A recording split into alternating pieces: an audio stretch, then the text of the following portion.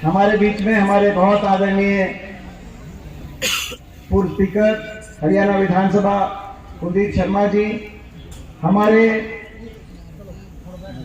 सरकार की शिक्षा दीक्षा ग्रहण करके एक नौजवान साथी ने कांग्रेस पार्टी में इतनी जगह बनाई कि पूरे उत्तर प्रदेश की कमान प्रियंका जी ने अपने साथ प्रदीप नरवाल भाई को देने का काम किया।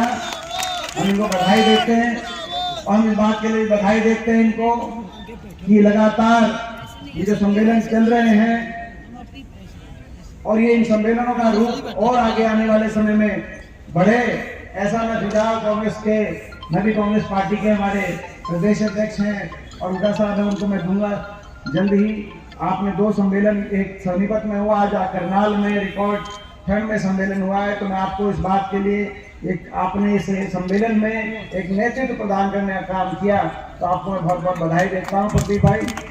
हमारे पूर्व विधायक यहाँ से सुनीता सिंह जी, हमारे यहाँ के प्रभारी चौधरी लहरी सिंह जी, पूर्व मंत्री राजकुमार वाल्मीकि जी, हमारे पूर्व मंत्री भीमसेन मेहता जी, पूर्व विधायक नरेंद्र सिंह, रामचरण जी, आप बहुत बहुत बधाई के पात्र हैं। रामचरण भोला जी को मैं अपनी ओर से बहुत बहुत शुभकामनाएं देता हूं।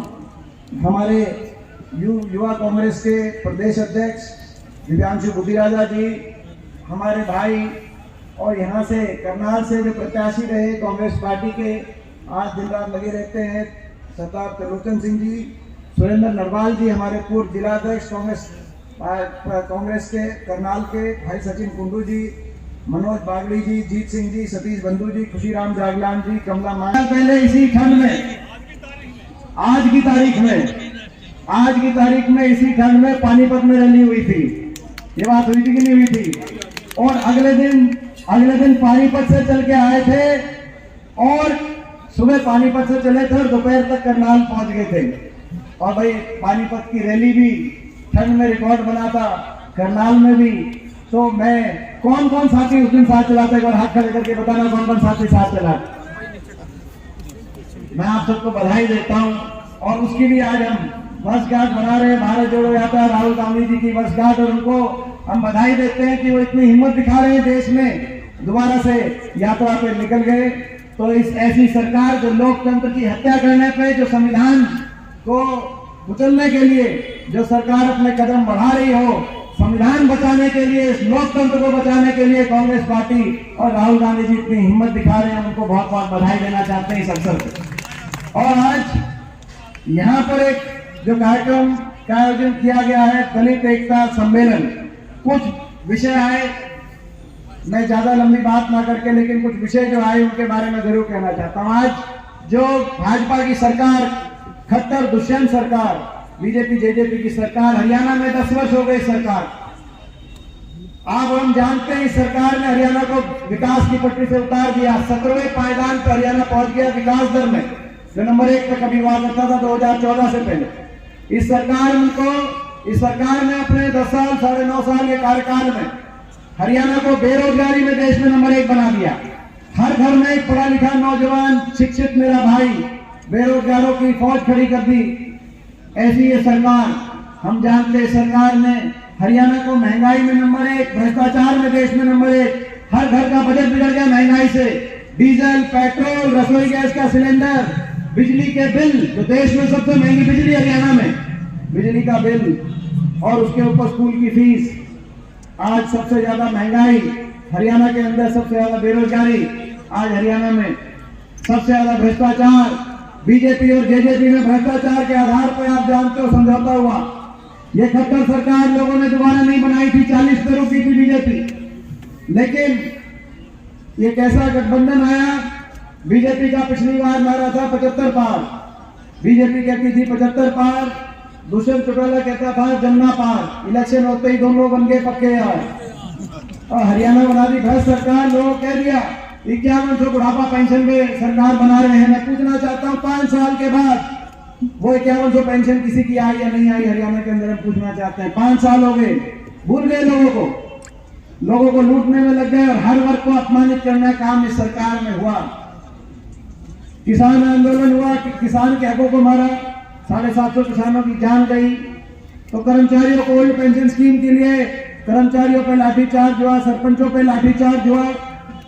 आपने देखा होगा कि आज जो प्रदीप जी कह रहे थे हमारे भाई कि दलित उत्पीड़न में भी हरियाणा देश में नंबर 1 बन गया।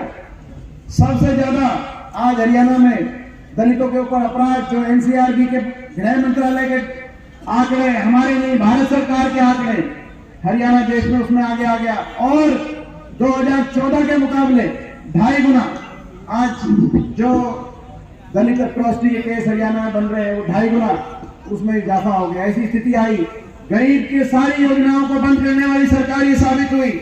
हमारे समय में आपको याद होगा 100 गज के प्लॉट की स्कीम थी, 3,92,000 परिवारों को 100 गज के प्लॉट आवंटित कांग्रेस पार्टी की हुड्डा सरकार के समय किए गए थे। इस सरकार ने आपकी स्कीम बंद कर दी, एक भी किसी परिवार को कोई प्लॉट आवंटित नहीं किया गया।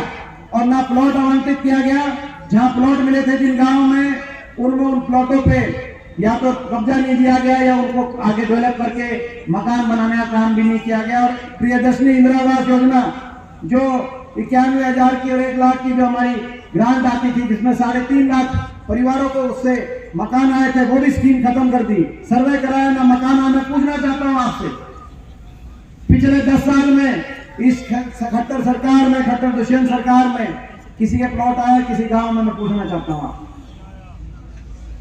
किसी एक को भी आया? मैं पूछना चाहता हूं, किसी मकान आया, मकान पास होके आया? इक्का दुक्का कोई आया तो आया, मगर किसी गांव में ना मकान आया ना प्लॉट आया। आज हम संकल्प लेते हैं अगले साल तक, और अगले साल की भी जरूरत नहीं पड़ेगी, चुनाव अगर टाइम पे कराएंगे तो सितंबर में है, नहीं तो हो सकता है 7 करा दे। हम तो कह रहे हैं कि 7 हो जाए। वन नेशन वन पोल की बात आई थी, हरियाणा के अंदर लोगों ने बड़े लड्डू बांटे थे, लोगों में बड़ी खुशी थी कि 1 नेशन 1 पोल में 7 ही जल्दी इलेक्शन हो जाएगा, इस सरकार से पीछा छूटेगा। लेकिन अपनी खुद की बात से पीछे हट गए। उस समय तो खट्टर साहब कह रहे थे बड़ी अच्छी बात है 1 नेशन 1 पोल, बहुत पैसा बचेगा देश का। तो हम कहना चाहते हैं अगर बचेगा तो आप हरियाणा से ही श्रेणीकरण कराओ खट्टर साहब, वो तो आपके हाथ की बात है। अभी बयान आया था खट्टर साहब का कि हरियाणा में हम जल्दी चुनाव भी और बाद के चुनाव भी, मगर हाईकमान से, अभी बीजेपी के हाईकमान से परमिशन नहीं मिली। आप हर बात के लिए बीजेपी के हाईकमान, कुछ फैसले तो हरियाणा के मुख्यमंत्री के अधिकार क्षेत्र के भी होते हैं, ये तो मुख्यमंत्री के अधिकार क्षेत्र का फैसला है। आप विधानसभा कभी भंग कर सकते हो, इसके लिए तो पूछने की जरूरत नहीं होनी चाहिए, लेकिन चलो आपकी मजबूरी है। लेकिन आज हम संकल्प ले रहे हैं, 6 महीने में हरियाणा में नया साल है, नए साल में संकल्प है, 6 महीने में नई सरकार आएगी, 100 गज के प्लॉट की स्कीम दोबारा से शुरू करेंगे। हर वंचित परिवार को 100 गज का प्लॉट पहुंचाने का काम करेंगे और हर 100 गज के प्लॉट पर प्रियदर्शनी आवास योजना के माध्यम से 3.5 लाख की लागत से 2 कमरे का सरकारी मकान बनवाने का काम करेंगे। हरियाणा में संकल्प ले रहे दोबारा से एक भी इस सरकार में आपने देखा, ये सही कह रहे थे, आज स्थिति ऐसी आ गई, सरकारी नौकरी समाप्त करने का काम इस सरकार में किया गया। कौशल निगम के 2 लाख पद हरियाणा में समाप्त कर दिए गए। और केंद्र सरकार में भी जो पीएसयू कांग्रेस ने बनवाई थी, सारी पीएसयू को समाप्त कर दिया गया। बड़े बड़े उद्योगपति घरानों के हवाले पोर्ट, एयरपोर्ट, सी पोर्ट, थल, जमीन, आसमान, जल, जितनी भी बड़ी बड़ी उद्योगपति घरानों के हवाले, जिनको कृषि भी करना चाहते थे जब 3 कानूनों पे, उनको अदानी जैसे समूहों को सब कुछ सौंप दिया गया। प्राइवेट सेक्टर के अंदर आपको पता है गरीब आदमी के अधिकारों की, संवैधानिक अधिकारों की रक्षा नहीं हो सकती। बैकडोर से संविधान को बदलना चाहते हैं। हरियाणा में या तो पदों को समाप्त कर दिया गया, 2 लाख पदों को। हमारी सरकार में केवल शिक्षा महकमे में 1 लाख की भर्ती हुई थी, जिसमें एक मुश्त 25,000 की जेबीटी की भर्ती हुई थी, 20,000 की गेस्ट टीचर की भर्ती हुई थी। अभी गेस्ट टीचरों पर लाठीचार्ज हुआ।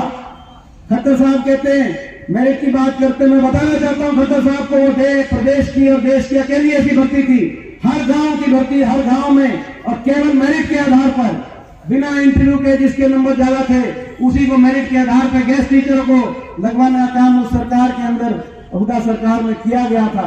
पूरे प्रदेश के हर गांव में मगर अब 1 लाख की भर्ती हमारे समय केवल शिक्षा विभाग में, अब शिक्षा विभाग में कोई भर्ती नहीं। हरियाणा में स्कूलों को बंद किया जा रहा है, बच्चे स्कूलों, गरीब के बच्चा स्कूल के बाहर बैठ के धरना दे रहा है। 5000 स्कूल बंद करा दिए।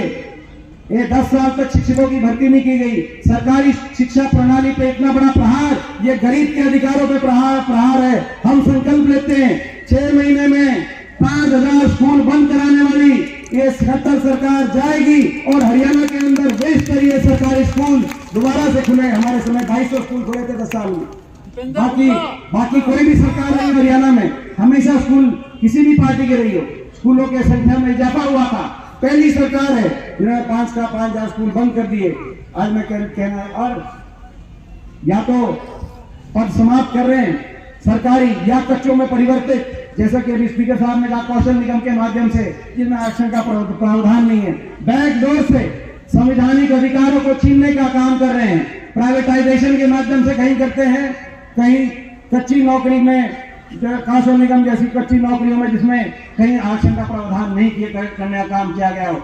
आज इनको ये भी कहना चाहते हैं 6 महीने में, नए साल में संकल्प ले रहे हैं, 6 महीने में हरियाणा में नई सरकार आएगी, कांग्रेस पार्टी की सरकार आएगी। कच्ची नौकरी वाले कौशल निगम को भंग किया जाएगा। 2 लाख पक्की नौकरी एक कलम से निकलवाने का काम कांग्रेस पार्टी करने का काम करेगी, जिसमें हर वर्ग को, चाहे वो एससी वर्ग के हमारे भाई हैं, चाहे बैकवर्ड वर्ग के हमारे भाई हैं, हर वर्ग को उनके संवैधानिक अधिकारों के साथ जो है भर्ती निकालने का हम काम करेंगे हरियाणा के अंदर। आपको याद होगा जब हमारी सरकार, मैं पूछना चाहता हूं, आज अभी बात करी, प्रदीप जी ने एक बात कही कि एक भी यूनिवर्सिटी में हरियाणा में कोई एक वाइस चांसलर 10 साल में खट्टर सरकार में, कोई गरीब का बेटा, कोई दलित समाज का, कोई एक भी वाइस चांसलर लगाने का काम नहीं। आज हरियाणा में कोई चांसलर, हमारी जब सरकार थी 3 यूनिवर्सिटी, चाहे कुरुक्षेत्र यूनिवर्सिटी की बात रही हो, मगर केवल वाइस चांसलर तक बात सीमित नहीं है। मैं पूछना चाहता हूं भारतीय जनता पार्टी से, आपकी इतनी सरकार है, जब हमारी कांग्रेस पार्टी की सरकार थी, मुझे गर्व है इस बात का, उत्तर भारत में बाबा साहब भीमराव अम्बेडकर जी के नाम से अगर विश्वविद्यालय स्थापित करने का काम कहीं किया गया तो सोनीपत में हुड्डा साहब के कलम से, कांग्रेस पार्टी की कलम से हमारे समय बाबा Saheb Bhimrao Ambedkar national law university उस समय बनी। दुर्भाग्य की बात है कि भाजपा की किसी सरकार में, पूछना चाहते हैं इनसे, देश में कई जगह आपके मुख्यमंत्री रहे, कई जगह आपकी सरकारें रही हैं, आप उदाहरण आप भी बताएं, एक भी जगह बाबा साहब के नाम से उन्होंने संविधान दिया हो, क्या एक भी जगह कोई विश्वविद्यालय नहीं बनना चाहिए? हम पूछना चाहते हैं, आपकी बहुत सरकारें रही।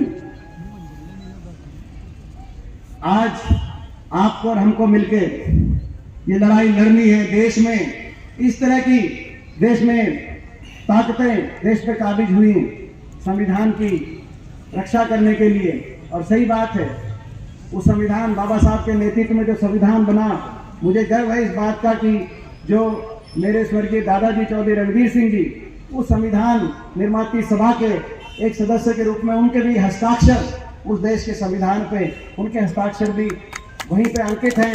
और हम ये संकल्प ले रहे हैं कि संविधान को, और चुनौती भी देना चाहते हैं, ये कोशिश तो कर रहे हैं संविधान को सीधे रास्ते नहीं तो बैकडोर से संवैधानिक अधिकारों पर प्रहार करके संविधान को कुचलने का प्रयास कर रहे हैं। लोकतंत्र की हत्या करके जो ये सारे संस्थाएं देश के लोकतंत्र को मजबूत करने के लिए बनी थी, इन सारी संस्थाओं का गला घोट कर लोकतंत्र में तानाशाही लाने का ये काम कर रहे हैं ताकि गरीब के अधिकारों को मारा जाए। लेकिन चुनौती हमारी भी है, जब तक हम जो हमारी रगों में वो संस्कार हैं जो संविधान को बनाने के लिए जिन्होंने अपने कुर्बानियां दी थी, हम उस संविधान को एक इंच भी हिलने नहीं देंगे। आज भारतीय जनता पार्टी को भी कहना चाहते हैं। और सुनीता जी ने एक बात कही, वो भी सही बात है, चौधरी लहरी सिंह जी ने बात की। सुनीता जी ने तो मुझे वहां पे कहा, मगर चौधरी लहरी सिंह जी ने उस बात का जिक्र किया जो वो स्पीच दे रहे थे कि जो मेरे परदादा जी थे, वो शायद आज ये बात आई तो मैं जरूर उस बार में कहूँगा। ये बात रोहतक में तो सबको पता है कि चौधरी मातूराम जो मेरे परदादा जी थे, स्वतंत्रता सेनानी थे उस समय, और आर्य समाजी थे उस समय, उन्होंने आज से 100-125 साल पहले जो चौधरी लहरी सिंह ने जिस वाक्य का जिक्र किया, उन्होंने जनेऊ पहना, स्वयं अपने हमारे धानक समाज के भाई थे धामड़ गांव से, धामड़ गांव के सरपंच आए हुए थे, आज मैं उनसे मिला, एक धामड़ गांव के सरपंच आए हुए थे, तो यहाँ पे अभी उनसे मैं मिला। धामड़ गांव के हमारे धानक भाई समाज थे, वो खड़ा धामड़ गांव का सरपंच, इनके गांव में वहाँ पे धानक समाज के हमारे साथी थे, उनके साथ खाना खाया और उनको भी, उन्होंने भी जनेऊ पहना, धानक समाज ने भी, और जो है उस समय हमारे समाज को भी जनेऊ पहनने पे कुछ लोग आपत्ति करते थे, उन्होंने भी पहना और खाना खाया और पंचायत हुई और कहा कि चौधरी माथुराम आपका हुक्का पानी बंद करेंगे, आप ऐसे खाना भी खा रहे हो, रात को भी धानक समाज में रुक रहे हो, कुएं पे भी आपने सारे दलित समाज को अपने चढ़ा दिया सानी गांव में, तो आपका हुक्का पानी बंद करेंगे। तो उन्होंने कहा और ये आप जनेऊ उतारो और ये भी जनेऊ उतारें और दलित समाज के लोग भी जनेऊ जो पहन रहे आप सब जनेऊ उतारो। तो ना कहा जनेऊ तो नहीं उतरेगा, ये तो खूंटी पे नहीं टंगा, ये जो है जिस भाई को चाहिए वो गर्दन उतार के जनेऊ ले ले और हुक्के पानी की बंद करने से मैं परवाह नहीं करता, क्योंकि हम तो इंसानियत के लिए लड़ाई लड़ते हैं। तो मुझे गर्व है इस बात का, आपने याद दिलाया चौधरी लहरी सिंह जी कि मेरी रगों में वो संस्कार हैं जो इंसानियत के संस्कार हैं, जो बराबरी के संस्कार हैं, जो भगवान के दिए हुए संस्कार हैं। भगवान ने जब फर्क नहीं किया तो इंसान कैसे फर्क कर सकता है? जब कभी जो है किसी को जरूरत होती है, कोविड में जो मैं देखता था एक दूसरे की मदद में कोई नहीं पूछता था। अगर आप अस्पताल जाओ, किसी को ब्लड की जरूरत होती है तो ब्लड टाइप पता चलता है कि भाई ब्लड टाइप कौन सा है, मगर ब्लड टाइप जब ब्लड टाइप जिसकी जरूरत हो तो कभी ये नहीं देखा जाता कि वो कौन सी धर्म, कौन सी जाति, कौन सी भाषा का वो ब्लड टाइप। भगवान ने फर्क नहीं किया। और मैं तो ये भी कहना चाहता हूँ, ये तो वो इलाका है, इस इलाके का एक एक बच्चा एक खट्टर सरकार की नाकामी की वजह से घर बार बेचकर विदेशों में जो है यहाँ का, और वहां पर मैं विदेशों में जाके मैं देखता हूँ। मैं अमेरिका गया था 3 दिन के लिए, इतने बच्चे मिले मुझे इस इलाके के। अमेरिका के अंदर हम देखा कि वहां पर कोई नहीं देखता कौन सी धर्म, कौन सी जाति, ये पता चलना चाहिए कि हरियाणा का है। एक दूसरे की मदद के लिए जान छिड़कते हैं, एक दूसरे की मदद के लिए, कोई नहीं देखता कि कौन सी जाति का है। वहां पर रविदास समाज से इतने लोग मिले मुझे, रोड समाज से इतने लोग मिले, जाट समाज से, ब्राह्मण समाज से, हर समाज से, सिख समाज से इतने लोग वहां पर मिले एक दूसरे की मदद के लिए। जिस तरीके से जान छिड़कते हैं, मैं सोचता एक उदाहरण वहां पे तो जो है, तो मैं वहां समझ में आ जाता है, वहां समझ में आ जाता है कि सब एक हैं। मगर यहाँ कुछ लोग अपनी, मगर ऐसे लोगों की जो मानसिकता है उनसे हमारी लड़ाई है। यह भी हमारा लक्ष्य है। भारत जोड़ो यात्रा का भी ये लक्ष्य था, इसीलिए भारत जोड़ने के लिए हम लोग निकले थे और उसी लक्ष्य के साथ संघर्ष करेंगे। हरियाणा में बदलाव लेके आएंगे, हरियाणा में कांग्रेस पार्टी की आपके आशीर्वाद से जल्दी ही सरकार लेके आएंगे, ये हम संकल्प करते हुए। आपने जो बात कही सही कही कि भाई अधिकारियों की बात आपने कही थी। आज आपने एक डिमांड और रखी है कि भाई हर हरियाणा के शहर के अंदर बड़े जो अपने बड़े सेंटर्स हैं उसमें जो है छात्रावास और धर्मशाला का निर्माण हो। लगभग काफी जगह तो हैं, मगर जहाँ नहीं है वहाँ निर्माण हो। गुरु रविदास जी के नाम से, बाबा साहब के नाम से, महर्षि वाल्मीकि जी के नाम से, और जो है हर जगह इस तरह के छात्रावास बने संत कबीर जी के नाम से। तो ये जो आपने बात कही है, और अभी नरवाल साहब बता रहे करनाल में 2 बनाई थी हुड्डा साहब ने, हुड्डा साहब के समय। अब तो स्थिति ऐसी आ गई कि इन तो 10 साल तो निकल गए आज। मगर भाई ये जो है आपकी जो कि हर जिले हेडक्वार्टर पे ये हो, मैं अब कांग्रेस पार्टी में अपने शीर्ष नेतृत्व से, प्रदेश अध्यक्ष जी और हुड्डा साहब से बात करके, इतनी मेरी मैं समझता हूँ कि समझ है कि जब हमारा मैनिफेस्टो बनेगा तो प्रदीप जी जो आज आपने बात करी है, इस मैनिफेस्टो को वहाँ पे हम अंकित कराने का काम करेंगे, ये मुझे पूरा विश्वास है। इन्हीं शब्दों के साथ आज रिकॉर्ड ठंड में आपने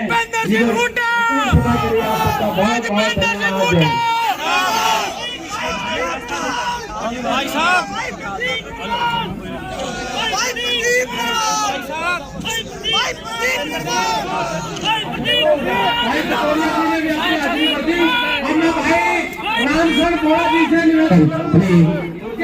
दीपेंद्र हुड्डा जी को साल सम्मानित करेंगे। भाई रामचंद्र